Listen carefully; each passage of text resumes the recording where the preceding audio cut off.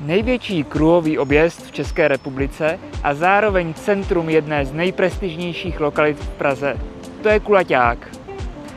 Zdravím, jsem Daniel Kotula z realitní kanceláře Kotula a každý týden pro vás na tomto kanále připravujeme nová videa o životě v Praze a jak si ho co nejvíc užít. Proto budeme rádi, když budete náš kanál odebírat. Děkujeme! V dnešním videu vám představíme proměnu Vítězného náměstí, která zásadním způsobem změní ráz tohoto srdce Prahy 6. Proměna už nyní začala a v následujících letech bude vrcholit. Než se ale do plánovaných změn pustíme, řekneme si něco k jeho historii. Psal se rok 1920 a na místě dnešního Vítězného náměstí byla pouze pláň. Po vzniku první republiky se však Praha začala rychle zalidňovat a bylo jasné, že toto území se musí koncepčně vyřešit. Soutěž o budoucí podobu tohoto náměstí vyhrál architekt Antonín Engel, který do nejmenšího detailu promyslel, jak by toto náměstí mělo vypadat. Bohužel z jeho plánů zůstalo jen torzo. Nejdříve stavbu zkomplikovala stavební krize v 30. letech, kdy nebylo na stavbu dost peněz. Následovala pak druhá světová válka a později zbytky původní vize zmařila záliba elit v socialistickém realismu. První stavbou po válce byl ústřední dům armády, zvaný taktéž jako Bajkal. Proti jehož stavbě paradoxně sám Engel protestoval. Tvarem sice budova jeho návrh respektovala, propracovaností však byla na hony vzdálená. Za minulého režimu, kdy náměstí neslo jméno Říjnové revoluce, se postupně volné plochy zastavovaly. Přesto na místě, kde Engel původně zamýšlel vystavět novou Davidskou radnici, nakonec zůstala až do dnešních dní volná parcela. Již brzy se tento plac mezi Verdunskou ulicí a jugoslávských partizánů promění v jednu z nejprestižnějších rezidencí v České republice. Původně zde měl stát kontroverzní projekt skupiny PPF, známý jako Lední medvěd. Od tohoto nápadu se nakonec upustilo a tak v Proluce nakonec staví za více než miliardu korun developerské konsorcium Penta a Kaprine luxusní projekt s názvem Victoria Palace. Architekt projektu Jakub Cígler se rozhodl částečně respektovat původní Engelovu koncepci Kulaťáku a tak tvar Victoria Palace bude částečně stejný jako tvar generálního štábu armády.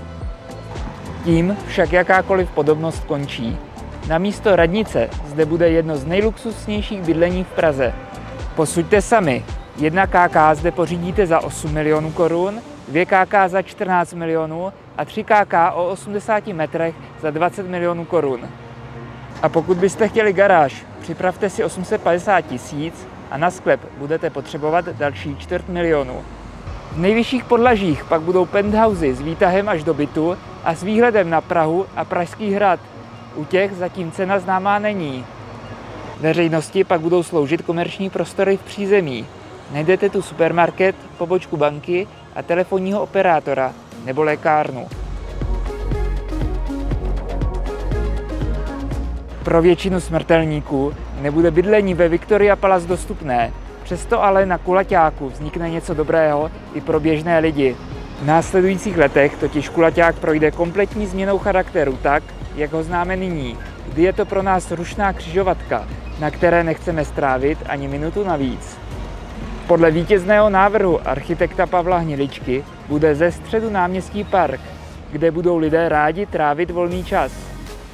Tramvaje, které nyní projíždějí středem náměstí, budou nově jezdit po oblouku podél západní části. Ruch aut z kruhového objezdu bude zadržovat stromová alej. A do středového parku se jednoduše dostanete díky novému výstupu z metra a přechodům pro chodce. Tím je dnešní video o proměně Vítězného náměstí u konce. A co si myslíte vy? Těšíte se? Nebo si myslíte, že je to změna, která vám nic nepřinese? Napište mi to do komentářů. Za sebe jsem zvědavý, jak se celkově náměstí promění. Určitě to v zásadě bude změna k lepšímu. Nejsem si ale jistý, jak se ze středu náměstí stane oblíbený park. Přece jen se jedná o velmi rušnou křižovatku. Mimochodem, pokud vás zaujalo toto video, můžete se podívat na nějaké další, například, které jsme natočili o chystané rychlodráze na pražské letiště. kdy se začne stavět a kam všude se s ním dostanete? Odkaz na něj najdete dole v popisku. Mrkněte se. Každý týden pro vás na tomto kanále připravujeme nové video o životě v Praze a jak si ho co nejvíc užít. Proto budeme rádi, když budete náš kanál odebírat. Děkujeme a těšíme se příště na viděnou.